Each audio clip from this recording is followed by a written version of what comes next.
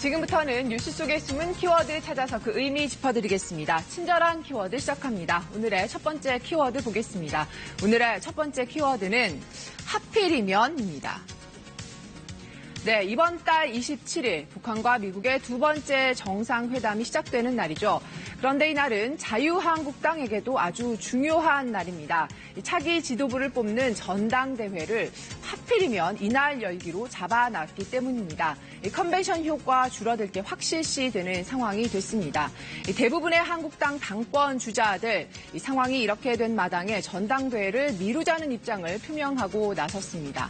황교안 전 국무총리만 중심 잡고 우리 갈 길 가면 된다는 입장입니다. 한국당은 일단 오늘 전당대회 날짜를 정말로 바꿀 건지 검토에 들어가기로 했습니다.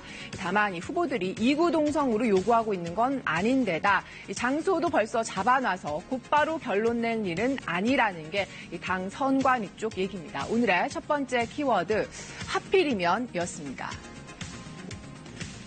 네, 두 번째 키워드로 넘어가 보겠습니다. 오늘의 두 번째 키워드는 트럼프가 트럼프에게입니다.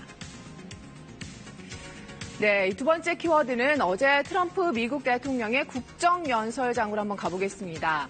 멜라니아 여사가 트럼프 대통령의 연설을 듣고 있는데 그 옆에서 졸고 있는 소년이 보입니다. 고개를 뒤로 젖히고 완전히 잠든 듯이 보이죠. 이 소년 이름이 조슈아 트럼프입니다. 트럼프 대통령과 성이 똑같은 거죠.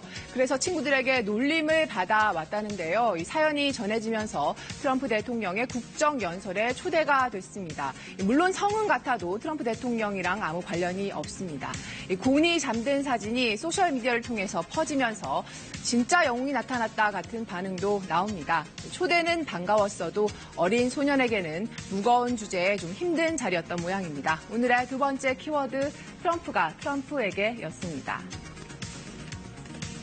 네, 세 번째 키워드로 넘어가 보겠습니다. 오늘의 세 번째 키워드는 택시 요금 오른답니다.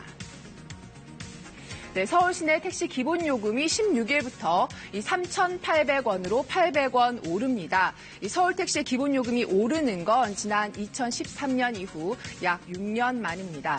심야 기본 요금도 4,600원으로 1,000원이 오르고요. 모범 택시는 기본 요금이 지금보다 1,500원 올라서 6,500원이 됩니다.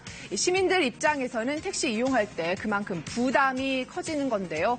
요금 인상에 공감하려면 전제가 돼야 될 게 있습니다. 이 서비스의 질 개선입니다.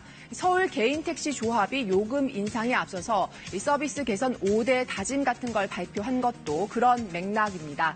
이게 다짐에서 끝나지 않도록 하겠다고 서울시는 밝혔습니다. 친절한 키워드였습니다.